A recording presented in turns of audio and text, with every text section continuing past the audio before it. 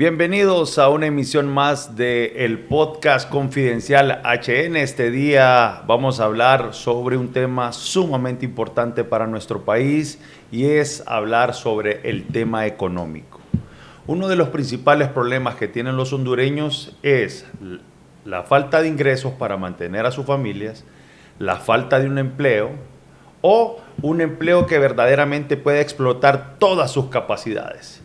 Y para hablar acerca de cuáles serían la problemática que afecta a nuestro país y cuáles deberán de ser las correcciones que hará el gobierno de la presidenta Castro en su último año o en sus meses que le restan, más las propuestas que deberíamos de escuchar desde ya de los candidatos presidenciables, nos acompaña el economista y catedrático universitario Ismael Cepeda, a quien agradecemos por estar este día aquí en el Confidencial HN Podcast. Bienvenido, Ismael.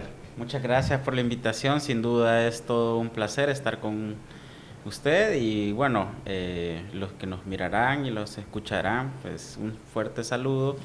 Y claro, la economía en ocasiones a veces es áspera, sobre todo porque se usa mucho tecnicismo en ocasiones, la interpretación de los datos, pero bueno, para eso estamos aquí, para poder facilitar y dar una explicación de lo que la economía al final, aunque sea muy técnica, el hondureño, la hondureña, el ciudadano en todo el mundo, pues tiene un conocimiento de economía rápido, desde que va al mercado, desde que va a la pulpería, desde cuánto es su ingreso, desde que saca un crédito, y de ahí pues hay que elevarlo a niveles macro, como diríamos, para entender pues el país y cómo se relaciona todos estos indicadores que escuchamos recurrentemente, como deuda, crecimiento económico, inflación, etcétera, etcétera.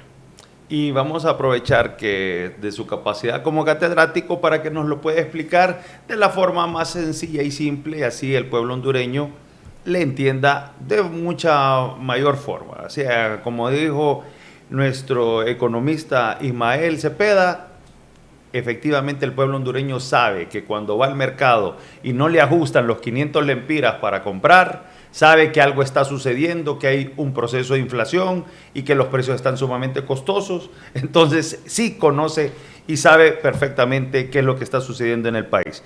Y para comenzar, Ismael, ¿cómo están las finanzas de Honduras con respecto a este último año de la presidenta Castro y cómo ha visualizado usted su plan económico para reactivar el país?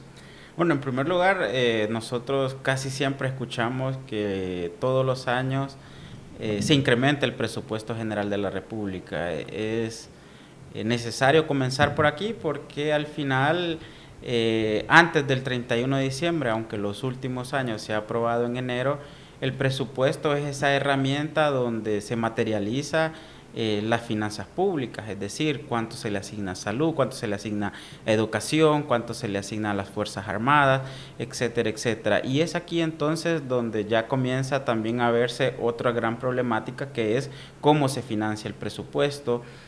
Muchos, y me incluyo, y yo me imagino que quienes nos escuchan y nos ve, de alguna manera también cuando pagamos los impuestos, hay una tabla del impuesto sobre la renta, es decir, de nuestro ingreso directo, o cada vez que vamos a consumir, por ejemplo, un pantalón en cualquier tienda, pues le cobra el impuesto sobre la venta, que es el 15%. Si un pantalón cuesta 1,000 lempiras, pues ya cuando llega a caja, usted va a ver que va a tener que pagar 1,150 porque ese 15%, esos 150 lempiras es de impuesto. Entonces, así va también nutriendo las finanzas. Aparte, también tenemos el endeudamiento público, que es algo que se ha cuestionado últimamente porque se ha incrementado, sobre todo por algo que a finales del año 2024 se escuchó mucho, que es la colocación de bonos soberanos, es decir, el Estado de Honduras coloca vamos a decirlo de manera sencilla, una letra de cambio, si algunos se recuerdan de ese tipo de instrumentos.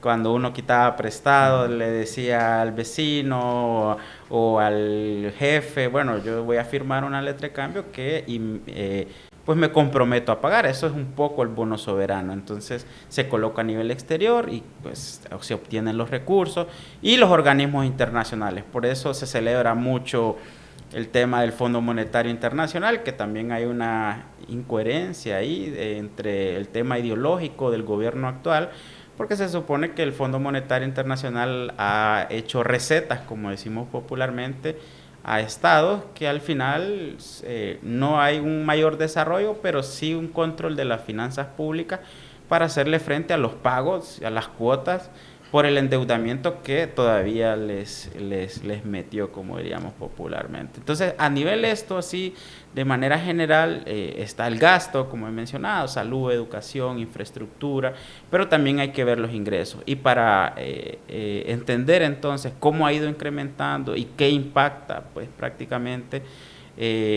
hay otros datos, pobreza, desigualdad, la economía que hoy nos trae en este podcast desde el día de hoy y que el gobierno pues no ha podido solventar, que esto ya voy concluyendo esta primera parte, impactar en el bienestar, en el desarrollo, a pesar de miles de millones que escuchamos, a pesar de gran cantidad de funcionarios, de sueldos y salarios, de supuesta inversión, pero no hay un impacto en las mayorías. Sí, alguien puede decir, bueno, hay un kilómetro más de carretera, unos 8 hospitales más en construcción, etcétera, etcétera, pero transformar las vidas, mejorar las vidas de los hondureños y hondureñas es esa piedra angular y es lo que falta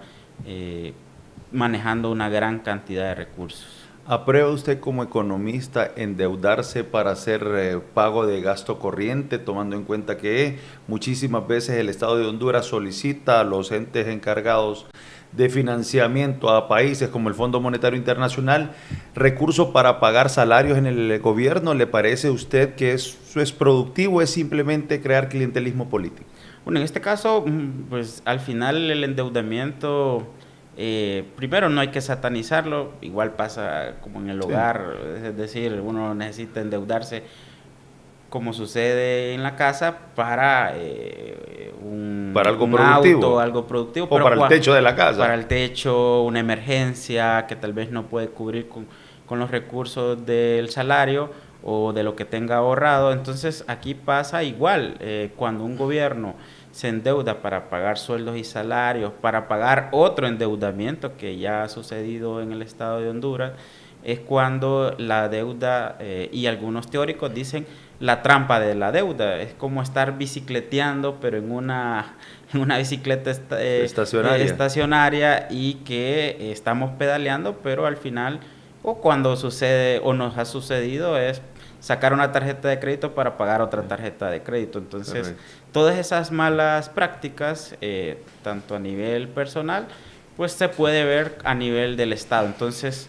sí, el endeudamiento en las últimas décadas se ha visto esta mala gestión, sí hay una parte para infraestructura, pero casi siempre se está utilizando y por eso desde hace un par de décadas el endeudamiento pues ha llegado a niveles que representan casi el 50% del Producto Interno Bruto, porque los gobiernos, hay que decirlo, han ido endeudando el país, ya sea con deuda externa o deuda interna. No es malo endeudarse, pero siempre sea para una actividad productiva, está bien. ¿Honduras ha hecho eso? ¿La deuda que ha contraído el gobierno de la presidenta Castro ha sido para incentivar el motor y la producción nacional? Bueno, que bueno esto, porque al final tiene que ver no solo con la deuda, con el presupuesto, sino que ya vamos entrando pues a ese impacto que comenzamos el crecimiento económico, es decir, que como usted bien lo menciona, qué impacto está teniendo en la producción, en la productividad, en esas actividades económicas como agricultura, maquila, construcción, energía. En los últimos años se ha tenido, vamos a decir, a inicios del gobierno, una postura de no endeudar el país, sobre todo porque tenía que hacerle frente a lo que venía arrastrando el gobierno con las administraciones anteriores. Pero ya en este último año, es decir, 2024, vemos que ya pues ha roto esas cadenas y que ha comenzado de manera acelerada un endeudamiento tanto externo, como mencioné, por ejemplo, con el bono soberano, con endeudamiento externo de los organismos internacionales, lo que hoy o en estos días ha tenido pues, el debate en el Congreso, la CAF, los dichosos préstamos. Entonces uno ve primero que ya eso de tener mesura con el endeudamiento ya no lo hay. Entonces, pero ahora entonces, ¿cuáles son los destinos?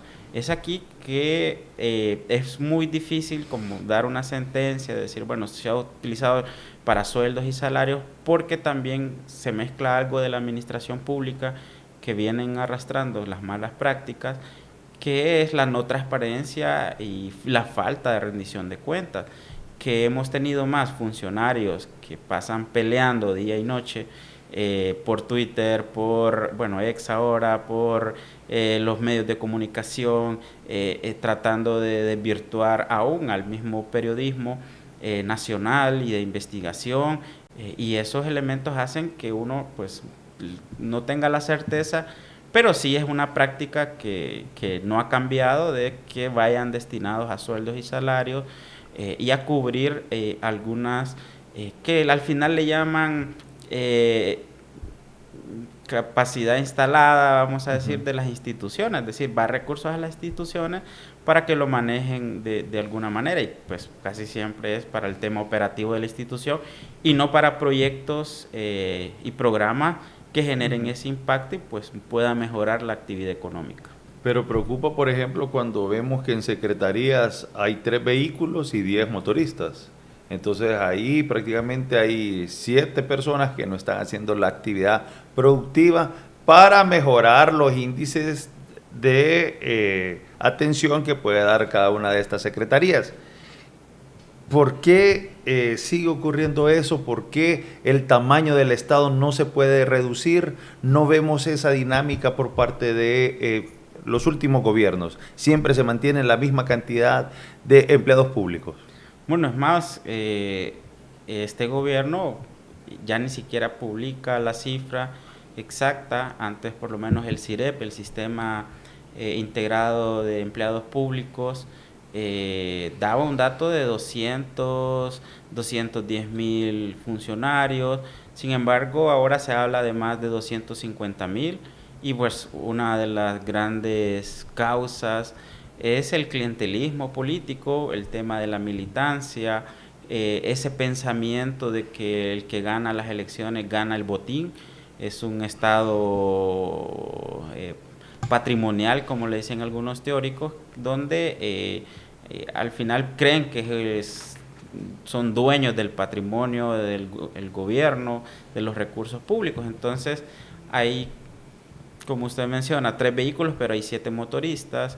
Hay sueldos y salarios por encima de 300,000 empiras mensuales. O sea, ese funcionario sale multimillonario en los 4 años que esté, no solo por su salario, sino lo que tiene que ver con su 13º, el aguinaldo, y algunos hasta pelean prestaciones cuando salen. Entonces, todo ese peso que tiene en el presupuesto general de la República, pues es lo que vuelve de una u otra manera improductivo el gasto público, no genera un impacto. Y claro, solo hablamos de sueldos y salarios, pero también la masiva burocracia que, claro, uno diría, si fuesen maestros, fuesen doctores, hay cierta comprensión, policías, Pero hay un dato que refleja toda esta mala gestión durante las últimas décadas, que es tener, por ejemplo, más personal administrativo en todo el sistema de salud que médicos y enfermeras. Igual, tal vez no tanto en educación, pero se va siempre acercando.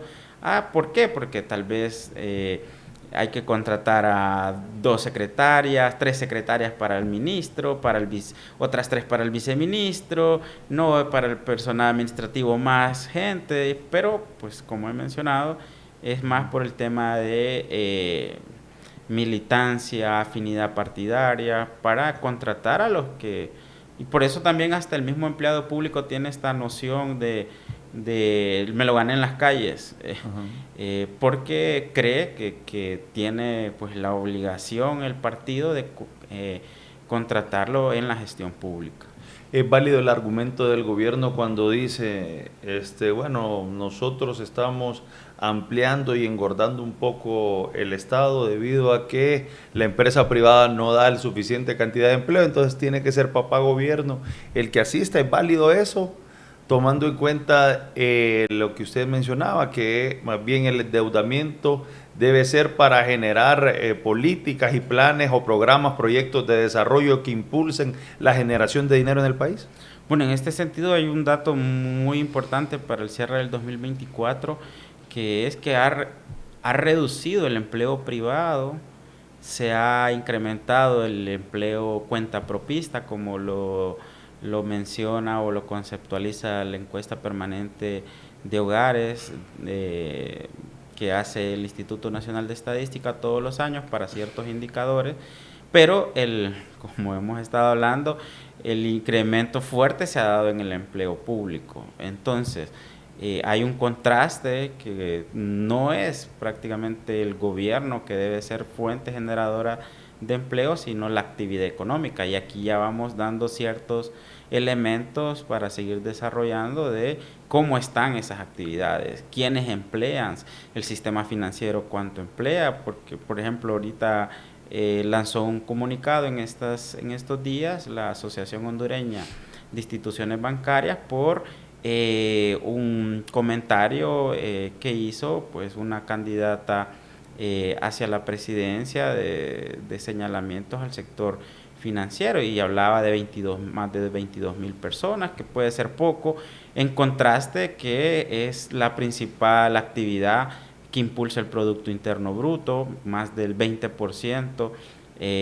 Cuando nosotros escuchamos Producto Interno Bruto, es la riqueza que produce el país en un año, y por eso la variación, es decir, un año con respecto a otro, es eso que escuchamos todos los inicios de año. Bueno, el PIB cerró en 3.6%, o se espera para el 2025 que crezca en 3%, y eso es lo que significa. Entonces, viendo cómo el empleo público ha ido incrementándose, en cambio el empleo privado de las actividades económicas ha ido más bien disminuyendo, es una señal de alerta, porque también significan que las actividades económicas no están prosperando, no están mejorándose, fortaleciendo, y peor aún cuando se incrementa la informalidad, porque el cuentapropista es ese elemento, aunque a veces lo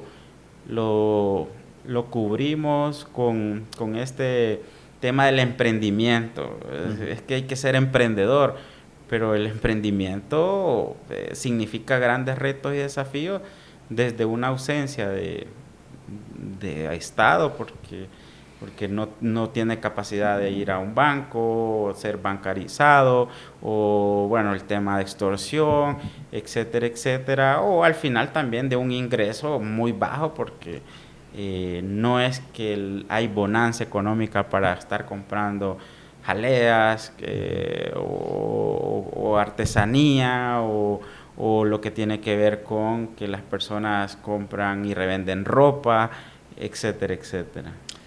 Hablando de empleo y de subempleo, como mencionaba usted actualmente, que el mismo desempleo ha obligado a muchas personas a tener que emprender, y de repente emprenden, algunas son sumamente exitosas y qué bueno que lo hacen, también porque van generando poco a poco con su actividad económica, van generando recursos, ya sea para ellos, sus familias y eventualmente para poder contratar a alguien. Algunos lastimosamente se mantienen como un subempleo, o sea, tienen muchísimas capacidades, pero el negocio no genera tanto para poder exactamente vivir. Ayer escuchaba al rector de la universidad o en un informe de la Universidad Autónoma que decía que de 10,000 estudiantes, solo 2,000 tendrán empleo o podrán acceder a un empleo en el país. ¿Qué pasa con estos 8,000? ¿Por qué no tenemos esas oportunidades de dar más empleo? ¿En qué se basa y qué debemos de mejorar? Bueno, en este caso, como hemos ido mencionando, sí de manera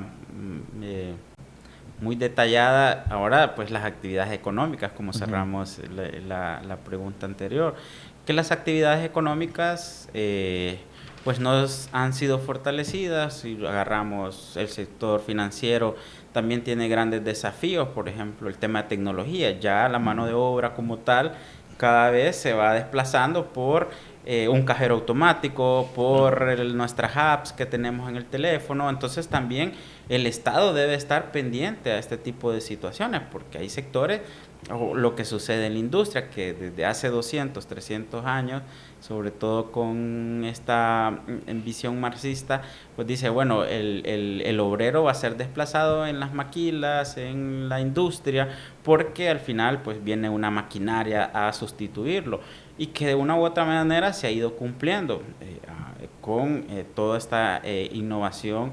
Y digo innovación en el sentido de hace 50 años con, por ejemplo, las máquinas textiles, versus que antes había una señoras, señores que confeccionaban ropa en una máquina manual, y eso también son los retos, por ejemplo, de que ahora no hay sastres. Ahora es muy difícil encontrar un sastre, tiene que ir al centro o una que otra colonia que todavía está el hijo del sastre que aprendió eso, o el tema de zapatería, porque también la globalización ha venido a desplazar estos sectores. Entonces hay varias grandes causas, como usted hacía la consulta, de estos retos, de cómo emplear una mayor cantidad de personas.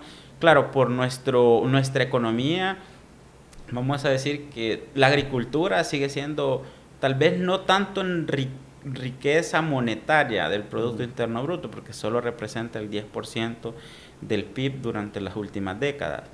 Pero en materia de empleo, pues volvemos café, banano, lo que tiene que ver con granos básicos, entonces emplea más de 1.500.000 personas. Entonces, en esta medida, como también no estamos tan industrializados en esta actividad agrícola, de una u otra manera pues hay empleo, aunque también sea subempleo o empleo de autosubsistencia, es decir, para guardar pues su cosecha de frijoles, de maíz, tener un silo en su casa y pues sobrevivir pues las temporadas de no producción. Entonces están la construcción, por ejemplo, hoy por hoy que se habla mucho de que no hay recursos, ligándolo también a la gestión pública de Banprovi, hasta hace un par de semanas comenzaron a pagarles a los constructores de diferentes proyectos que la misma Chico, la Cámara Hondureña de Industria de la Construcción, denunció que pues habían varios proyectos paralizados. Entonces eso significa que pues este desarrollador privado, ya sea por una residencia o por tener un contrato con el Estado, pues pausa su actividad, no contrata a los albañiles, a los que ayudan, etcétera, etcétera. Entonces también ahí es que no hay, vamos a decir, un aceite que sea tan bueno para que el motor de la economía sea veloz. Vemos en un informe de la encuesta semestral del Banco Central que la principal ocupación o actividad económica en el país, en general, el 27% es la construcción. O O sea, la gente, ¿por qué no hay tanto dinamismo en esa situación de la construcción si tenemos un porcentaje enorme de personas que saben ganarse la vida a través de ser albañiles, fontaneros y todas las personas que se involucran en la construcción de edificios, casas, carreteras y todo este rubro? ¿Por qué no hay una apuesta por parte del gobierno hacia ese sector? Bueno, hay un tema económico, macroeconómico, pero también muy social, que pues nuestro país ha sido afectado enormemente, que es la migración, aunque pues hay tal vez un paradigma aquí que migrar es un derecho, que bueno, que hay que abrir las puertas, sobre todo porque después de la globalización, o algunos dirían neoliberalismo, pues sí se liberaliza los capitales. Cualquier capital entra o sale de un país, puede cumplir ciertos requisitos, pero en cambio las personas no, hay que estar regulares, por eso se menciona mucho que algunos son ilegales o irregulares, pero ¿qué quiero responder? ¿Por qué menciono la migración? Porque va muy vinculado pues a la respuesta también de lo que usted mencionó, de lo que se pronunció el rector de la Universidad Nacional Autónoma de Honduras, Odir Fernández, de que solo el 20% de los egresados obtienen trabajo. Entonces, una de las válvulas, o la principal, podría ser válvula de escape, porque hay otras, como meterse a cosas ilícitas, narcotráfico, etcétera, etcétera, o emprender, etcétera, etcétera. Entonces, pero en la migración, que es de las grandes válvulas, o la gran válvula de escape, es eso. Se ve reflejado, por ejemplo, en 10.000 millones de dólares en remesas, que eso también hay otro tema económico a desarrollar, que lo vamos a abordar, o el caso que se habla de casi 2 millones de hondureños fuera, tanto 1 millón y algo y medio en Estados Unidos, y en España una gran parte, algunos hablan de 600.000 hondureños. Entonces, es esa también capacidad que tiene el hondureño, técnica, porque cuando se va a trabajar a esos países son de lo que aprendió, pintura automotriz, son muy exitosos, tengo amigos que se fueron a España, o temas de barbería, bueno, un corte de cabello en España cuesta 15 a 20 euros, entonces puede vivir muy bien. Yo conocí a un chico de Choloma cuando saqué mi otra maestría en Salamanca, España, que él emigró por su familia, con su familia, y pues él tenía una barbería, ya era dueño de su propia barbería. Y claro, lo daba más barato, creo que 12 euros. Estoy hablando del año pasado, sí. Entonces estaba bien.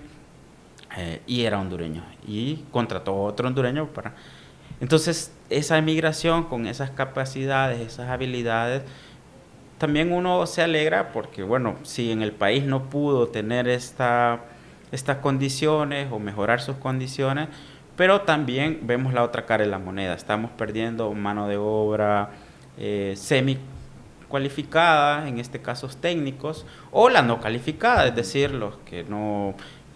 con temas de no terminar la secundaria o primaria, que están en rubros muy primarios como la construcción, bueno, por eso la queja también de mucho el sector cafetalero, que en tiempo de cosecha no encuentra cortadores, sí, que van a Nicaragua, que van a El Salvador a traer cortadores, aún a Guatemala. Entonces, todos estos elementos sociales, económicos, hay que irlos uniendo para ver que también se nos dificulta. Entonces aquí, a pesar de tener ciertas capacidades los hondureños y hondureñas, pero como no los absorbe totalmente el sistema económico, es decir, las actividades económicas, es aquí donde migran, es aquí donde el emprendimiento, lo que he mencionado, pero dificulta enormemente la oferta laboral. ¿Por qué? Porque uno ve, por ejemplo, si una maquila en el Valle de Sula dice que tiene 100 puestos, pero hay 500 personas ya a las 7 de la mañana, jóvenes, por una oportunidad. Entonces usted ve esa relación de 1 versus 5, que son de 5 muchachos que van, tal vez uno va a tener la posibilidad de emplearse. ¿Por qué crece tanto el sistema financiero en el país, las telecomunicaciones, y no así otros rubros como mencionamos ahorita, la generación de empleo a través de la maquila o la actividad productiva a través de la construcción? ¿Por qué? O la misma agricultura. ¿Por qué si crece esto, que es más que todo en el ámbito privado, y no hay condiciones, ni programas, ni proyectos estatales para atraer estos capitales y desarrollar específicamente estos rubros que le mencioné? Bueno, aquí entraríamos como un tema de economía política, sin duda. Uno diría que sí, estas élites, estos grupos han ido expandiéndose enormemente por la falta de regulación de Estado, aunque algunos dirían, no, si el sistema financiero es el más regulado, Comisión Nacional de Bancos y Seguros, los estándares internacionales, Ministerio Público, el mismo Banco Central, que con su política monetaria, un ejemplo claro es la subasta de divisas, que por eso en los últimos 2 años alguien que quiera hacer un viaje y quiere conseguir $500 para sus vacaciones o $1,000, le es difícil, llega al banco y no hay dólares. Entonces sí hay un sistema financiero regulado, no obstante, cuando digo el tema de estas élites, y que va vinculado también a innovación, tecnología, los avances de la sociedad, un poco de todo para no ser tan simplista de echar solo culpas. El asunto aquí es, esto hace 20 años no lo teníamos tan... Bueno, yo recuerdo que mi papá usaba Viper en el 2000, y aquí la segunda telefonía un poco vino a hacer competencia como el 2006-2007, si no mal recuerdo. Y esos elementos que he estado mencionando pues ha hecho que el sector crezca, el sistema financiero con el tema de créditos, y que ha ido expandiendo, no lo podemos negar, a crear pues otras empresas, a estar ya en también contratos del Estado, los famosos fideicomisos, por ejemplo, o ser operadores de otros megaproyectos. Entonces, todos estos elementos hacen que un sector como el financiero, si seguimos este ejemplo, en el año 2000 representaba el 6-7% del Producto Interno Bruto. Pero como también mencioné en una de las respuestas anteriores, ahora llega a más del 20%. Entonces, ese crecimiento, como usted menciona, pues se ve reflejado en el Producto Interno Bruto, pero han sido muchas cosas que también ahí es lo que usted decía, y por qué otros no crecen como la construcción al mismo ritmo como lo hizo el sistema financiero o telecomunicaciones, o la misma energía, que son los 3 sectores que impulsan ese crecimiento económico que usted va a escuchar siempre, del 3%, 3.5, 3.6, pero al final son 3 sectores que tienen mucha riqueza, y por ende los dueños de las empresas que están en este rubro. También es bueno, para librar un poco la cuestión del sistema financiero, es que también el costo del dinero para países en el tercer mundo y con alta violencia y con inestabilidad política, y donde las autoridades que mandan el país amenazan con que les van a hacer fraude, crea muchísimo mayor costo del dinero para prestárselo a países como el nuestro, y esto a la larga a quien impacta es al consumidor final, que somos nosotros. Pero somos verdaderamente, nos apoyamos mucho los hondureños en la banca para poder obtener un artículo o una vivienda o un vehículo, o simplemente es porque pagamos altas tasas de interés. Bueno, en realidad la misma dinámica económica ha hecho pues que algo que usted precisó y que de manera fenomenal es el costo del dinero. O sea, al final nosotros tenemos que pagar una tasa de interés, que puede ser alta, puede ser baja.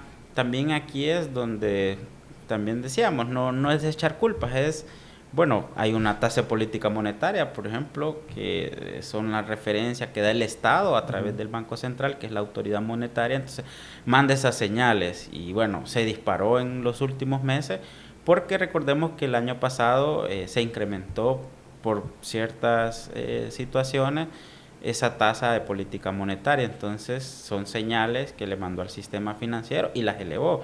Entonces podríamos decir que es 100% culpa de los dueños de los bancos. Bueno, no, porque también volvemos a un tema de regulación, un tema de políticas de Estado. Pero, claro, sin duda el costo del dinero en Honduras es muy elevado. ¿Y por qué mencioné la actividad? Bueno, sí hay necesidad de créditos al final. Y esa riqueza, entre comillas, generada, gran parte es pues de esa necesidad, ese avance de la sociedad de tener una casa, tener un vehículo, que también hay otras causas por esas necesidades, es decir, más vehículos, cada hogar debe tener 2 vehículos porque tal vez ya el sistema de transporte público no funciona, la violencia, entonces todo esto, unir todas estas cosas que es muy difícil y bueno, en un programa también no hacerlo tan denso, pero lo que sí es ver esas entonces necesidades de la sociedad como una vivienda, y que llegó en cierto momento a crecer. Yo tengo 8 tíos, 9 tíos, ya mis papás solo tengo 2 hermanas y mis primos ya son por cada familia 3, 2, 4 por máximo y ya no digamos nuestra generación que ya ni siquiera quiere tener tal vez uno, o si no 2 perros o un gato. Entonces esas necesidades de sociedad se extendieron a adquirir bienes y servicios. Y entonces, ¿dónde se aboca uno? Bueno, al sistema financiero, que vuelvo, aquí sí, por varias décadas, pues ha quedado un poco suelto, que le ha permitido pues agenciarse de esta riqueza y de un control también estatal, de un control político en ciertas ocasiones, para seguir expandiendo sus servicios financieros, entre comillas. Es más difícil obtener una casa hoy que antes, porque si uno lo visualiza con la analogía que usted hacía de su familia, prácticamente usted retrocede y ve que todos sus tíos, por citar un ejemplo, tienen una propiedad, un lugar donde residen y es propio, mientras que de repente lo va viendo con la comunidad, los primos de uno, y va costando un poco más. Muchísimos de ellos están en el proceso, cosa que les ha llevado más cantidad de tiempo que lo que le costó de repente a sus padres. Y esto también tiene que ver con la tasa de política monetaria del país, porque en este año, se volvió más costoso absolutamente todos los préstamos en el país. Todos. No hay uno. Todos. Todos. El que tenía una casita está pagando muchísimo dinero más y el que tenía un carro, muchísimo dinero más, no digamos el que tenía un emprendimiento. ¿Qué hacer al respecto? ¿Cómo lo visualiza que la gente lo ha recibido eso? Y si considera que se actuó de forma tardía, como se ha cuestionado también por ustedes mismos, los economistas, por parte del gobierno. Sí, totalmente de acuerdo. O sea, hubo algunos dirían un timing de tiempo, la aplicación. Siempre es importante mezclar el tema político, entonces todos los gobiernos que realmente quieren hacer ajustes deben hacerlos el primer año, que es como la efervescencia de salir de las elecciones y un nuevo gobierno. Entonces uno estaría como un poco más noqueado, vamos a decirlo, cuando recibe estas reformas. Todos los gobiernos, o la mayoría que tienen esa visión de gobernar, lo hacen a inicios de... Por eso Milei, por ejemplo, hizo todas sus reformas el primer año, solo para citar un ejemplo. Y no es que es el mejor ejemplo, ¿verdad? Porque también uno puede ser etiquetado de libertario. No, solo de cómo aplicó, cómo indica el guión. Aplíquelo en su momento más popular. Sí, más popular, saliendo de las elecciones o recién tomado de gobierno. ¿Y qué pasó en estos momentos con la tasa de política monetaria? Y que todo mundo que platica uno en un café, que tiene un crédito de casa, y aquí también se une la ausencia del Estado. Banprovi tuvo que haber colocado 21.000 millones de lempiras, pero solo se le asignaron 800, por ejemplo. Entonces, ¿qué pasó? Los que tenían crédito o aspiraban a tener un crédito o ya tenían medio amarrado, negociado una casa, y que esperaba que su tasa fuese de 7 o 8% por los fondos Banprovi, cuando adquirió la casa o ya de un solo el préstamo, lo que hicieron no es incrementar la tasa, sino aplicarles la tasa de banco. Entonces, ¿cuánto anda? 15, cuando hubo en 15% o menos de 15%, pero ya sintió el primer golpe el que tenía este crédito, que es un montón de gente cuando uno platica, porque volvemos, la aspiración de tener una casa, tener un activo, un bien, entonces que su cuota era 5.000, 7.000, 8.000, pasó a costar 2.000 más. Así, y no digamos si tenía un préstamo ya de por encima de su casa de la cuota de 10.000, 12.000. Y ahora se incrementó aún más porque ya hay efectos de esas decisiones de política monetaria que fueron el año pasado. A veces duran hasta un año las repercusiones, que hoy ya se habla de casi un 18%. Entonces la cuota sigue incrementándose. ¿Y cuál es el contraste entonces de esa poca posibilidad de adquirir un hogar, una vivienda? Es también el nivel salarial, que esa es la otra cara de la moneda.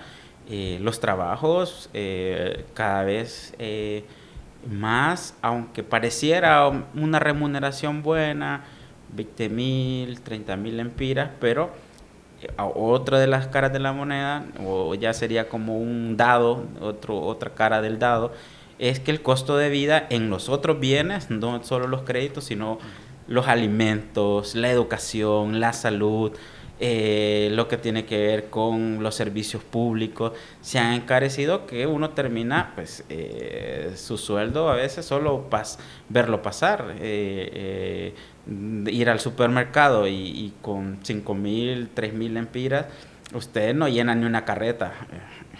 Y entonces todos esos elementos hacen que, sin duda, volvemos, que hay que integrar todo, aunque no se vuelva muy denso esto, pero hay que tener esa perspectiva de que cada vez se complica aún más, que siempre ha sido complicado, tal vez solo para nuestros abuelos más o menos no había mucha complicación, pero sí, y eso hace ya en estos próximos minutos que se vaya cerrando el programa, como hablar entonces qué miramos hacia adelante, si está complicado ahorita, qué va a pasar 4 años después, qué va a pasar con la vivienda, va a llegar los fondos Banprovi para que tengamos tasa de interés, o van a reducir la tasa de política monetaria, o las actividades económicas van a mejorar para emplear más personas.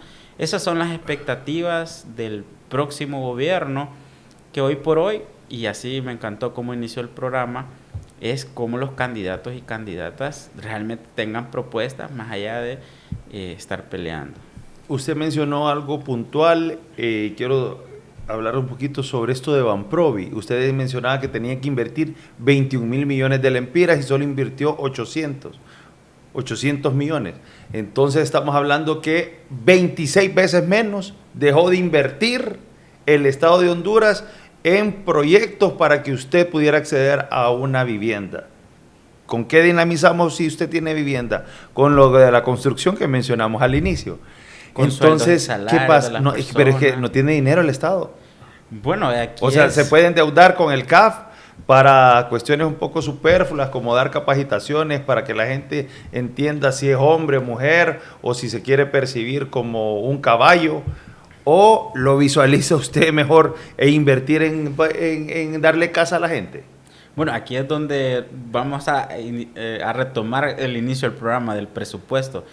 Uno creería, creería, porque al final no se cumple, que el tema de priorizar, como usted acaba de mencionar bien el ejemplo de casas para la gente o tasas de interés bajas para la gente para que puedan acceder a su casa, versus sueldos, prados, burocracia, ¿qué otra cosa miramos? Bueno, la burocracia va muy ligado al tema de crear instituciones, cuando uno, claro, uno diría, ay, qué bueno que han creado una secretaría para la atención de la niñez, que está excelente, pero uno dice, pero es que antes era una dirección y como hubo actos de corrupción, como han hecho los gobiernos anteriores, taparon ese acto de corrupción, que la directora del DINAF salía hasta, bueno, hubo un medio que denunció la venta de niños y niñas a través de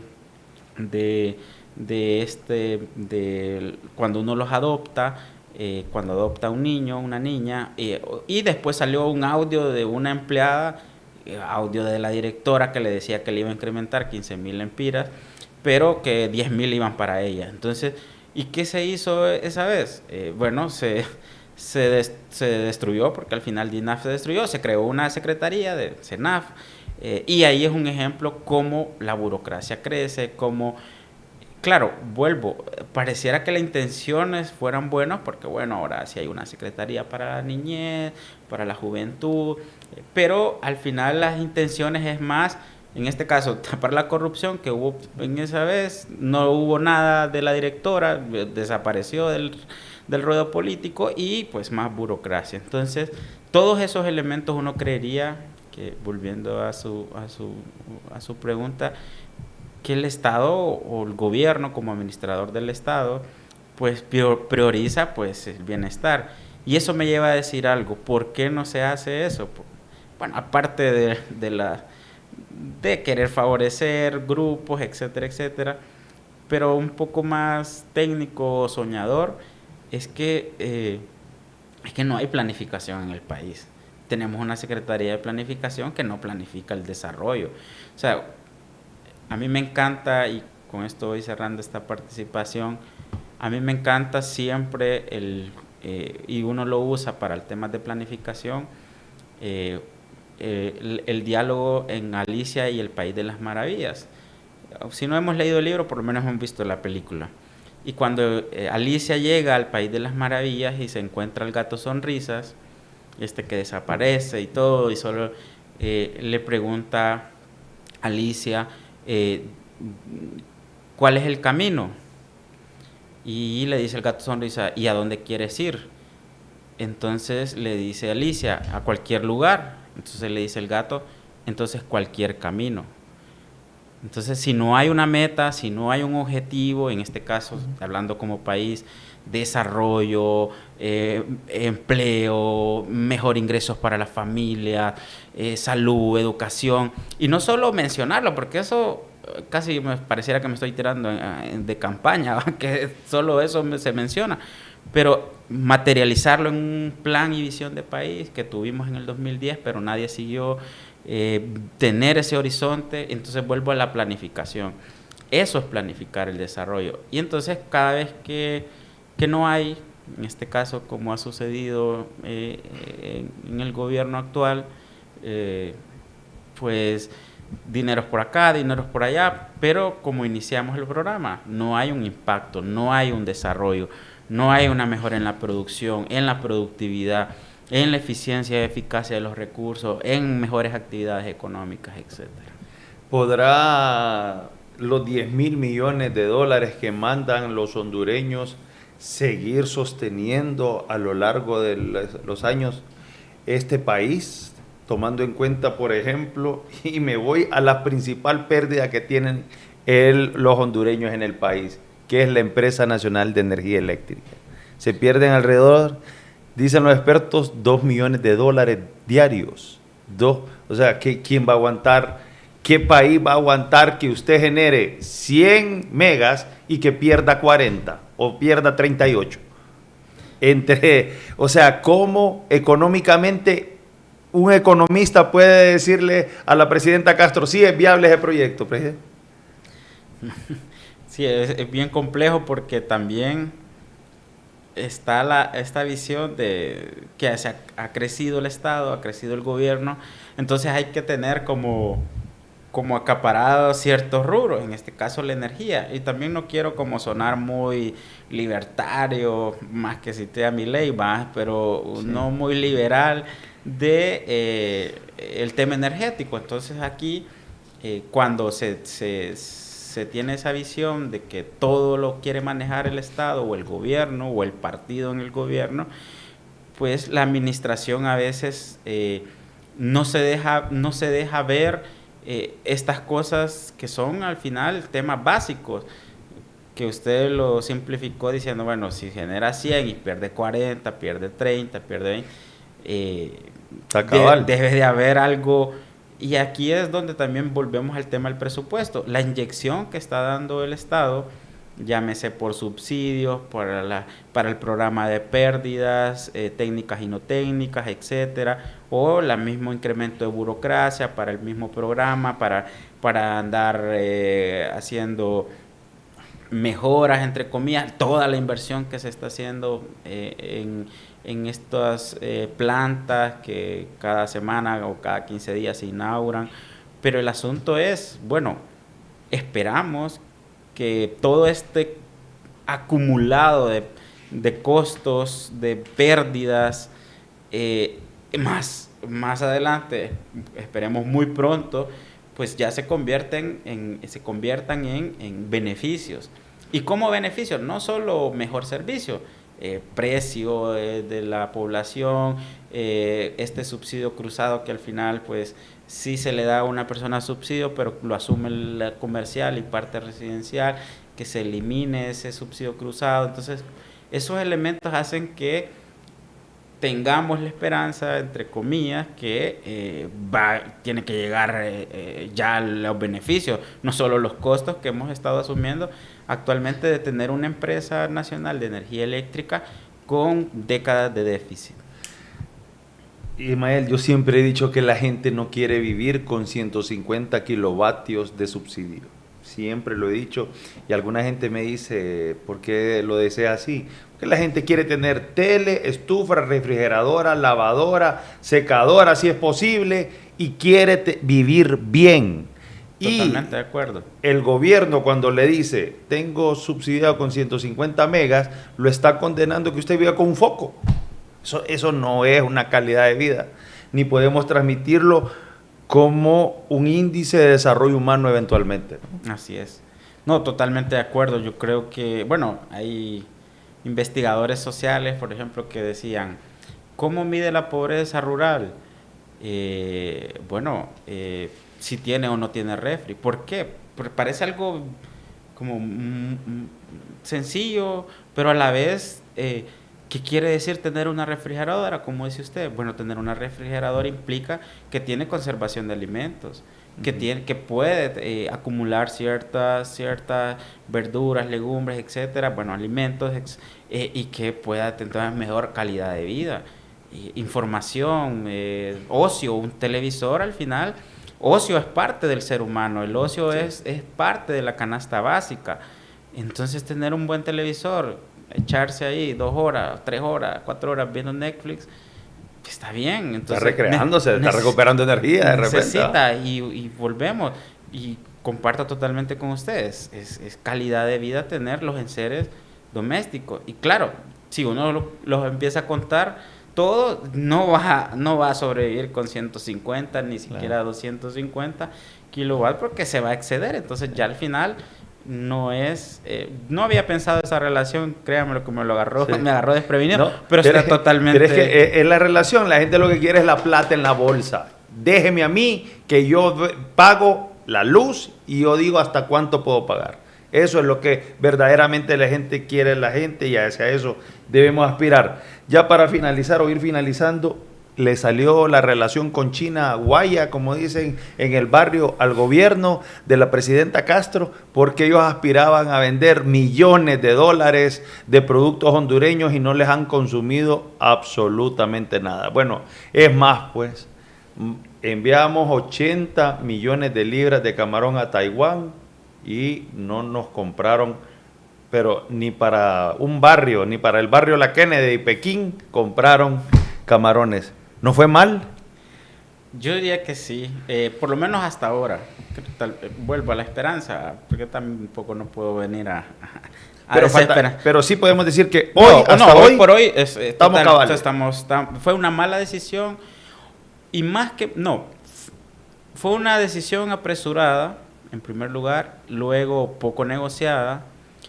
Tercero, lo denunció el embajador de Taiwán como un poco extorsiva, porque al final les estaba pidiendo más de $5,000 millones para apoyo económico, y pues Taiwán no lo tenía, y también es un tema, por eso yo digo, de extorsión prácticamente, y de la noche a la mañana, y aún con cosas diplomáticas muy horribles, como creo que le dieron como una semana a los pobres diplomáticos de Taiwán en salir al país. Entonces sí fue una decisión como poco pensada o muy soñadora de que China, y como dice usted, ni siquiera hemos podido recuperar los $120 millones en exportaciones a Taiwán en los últimos 2 años, que ya cumplimos eso, el segundo aniversario de la apertura de relaciones diplomáticas con China popular, comunista, como le quiera llamar usted.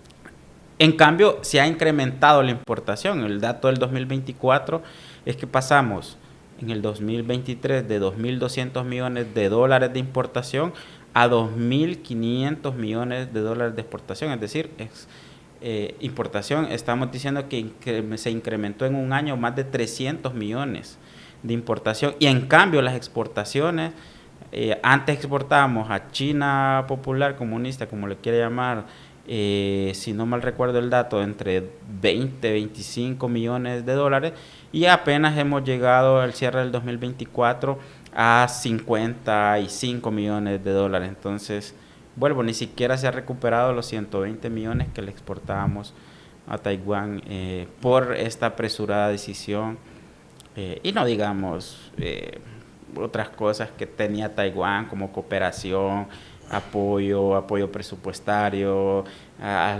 Secretaría de Estado, darles inmobiliario, etcétera, etcétera. Para que usted mire que es clave, la política va entrelazada con la economía, ¿va? Cometemos errores políticos o cálculos políticos y nos vemos inmiscuidos en esta pérdida que acaba de mencionar Ismael, de más de 120 millones de dólares que no hemos podido recuperar, y que ese dinero entraba a el país para contratar gente, sobre todo a la gente que la pasa muy mal en la zona sur.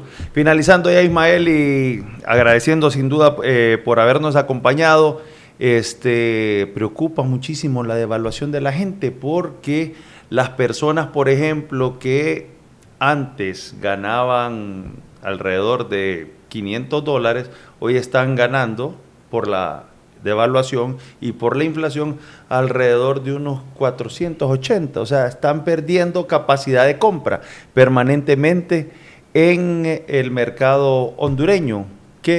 ¿Hacia dónde va el dólar y cuánto más nos va a seguir costando poder cubrir la canasta básica a los hondureños?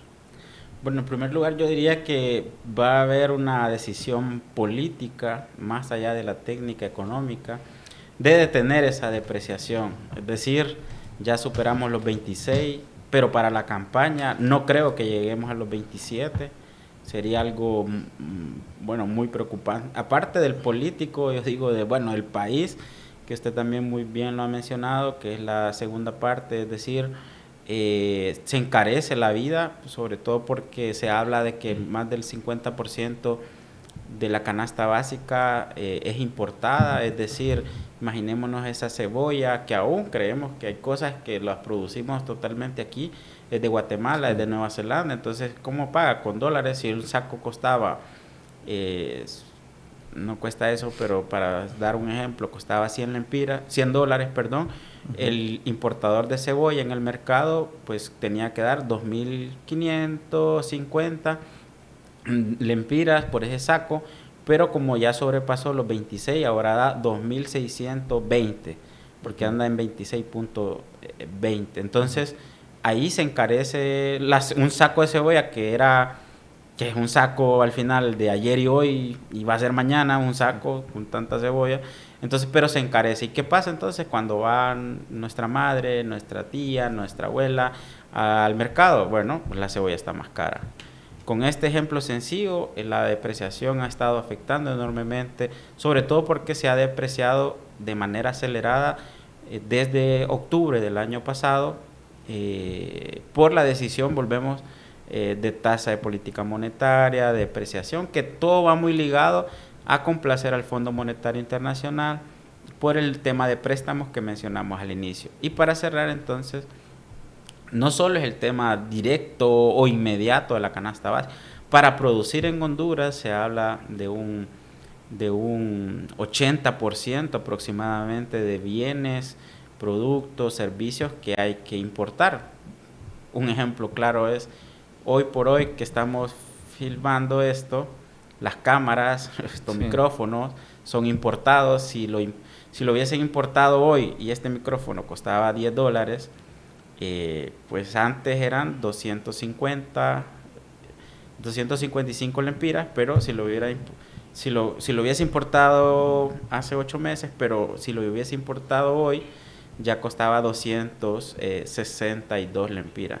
Entonces, para producir, y eso que estamos hablando de un programa, no digamos producir no sé, las actividades económicas que mencionamos, de construcción, la maquinaria, etcétera, etcétera, hierro, cemento, y no solo porque tal vez el cemento sea nacional, pero al final sus insumos son importados, algunos, la maquinaria, etcétera, etcétera. Entonces se encarece y se traslada en vía precio al consumidor final. Palabras finales, ¿y qué le pide usted en materia económica a los 3 candidatos que tienen posibilidades de convertirse en presidenciables para que puedan administrar bien el país? Así, 3 cositas que usted diría, solventen esto y vámonos. Bueno, primero agradecer el espacio, fue una plática muy, muy rica, y yo creo que las 3 o un par de cosas que podríamos decir a los candidatos y candidatas, primero es dejar la polarización, dejar el discurso de odio. Creo que eso no abona y va muy ligado al tema económico que usted lo mencionaba, entre lo político y lo económico. El asunto es que eso genera incertidumbre, y si hay incertidumbre, ningún capital, ya sea extranjero o nacional, va a querer instalarse. Es más, si uno tiene un par de fichas, con esta incertidumbre política lo que desearía es irse, lastimosamente. Entonces va muy ligado a esta recomendación de decirle que le bajen el tono, porque afecta el tema económico. Y ahuyenta. Y ahuyenta al que está allá. Y el segundo, yo diría que las propuestas sean encaminadas a la planificación del desarrollo, es decir, todavía para las elecciones quedan 5 meses, tienen para construir un plan de desarrollo, no un plan de gobierno, no un plan de propuestas, no un plan de publicidad de campaña, sino un plan de desarrollo. Y esto, pues, es solo con decir esto ya es un gran reto para que puedan establecer cómo miran la salud, cómo miran la educación, cómo miran la infraestructura, cómo miran la gestión pública, para los próximos 4 años si llegasen a ganar. Bien, muchas gracias Ismael por habernos acompañado. Ustedes han escuchado a Ismael Cepeda, catedrático universitario y un analista económico sobre la realidad del país. Ha hablado profundamente sobre los aspectos a tratar, ha dado datos precisos y además ha planteado aquí sobre esta mesa qué es lo que debemos hacer para corregir y tener un mejor porvenir. Recuerde, la política está muy ligada a la economía. Se despide de ustedes Fernando Martínez, gracias por acompañarnos en el podcast del Confidencial HN y nos vemos en una próxima emisión. Buenas tardes.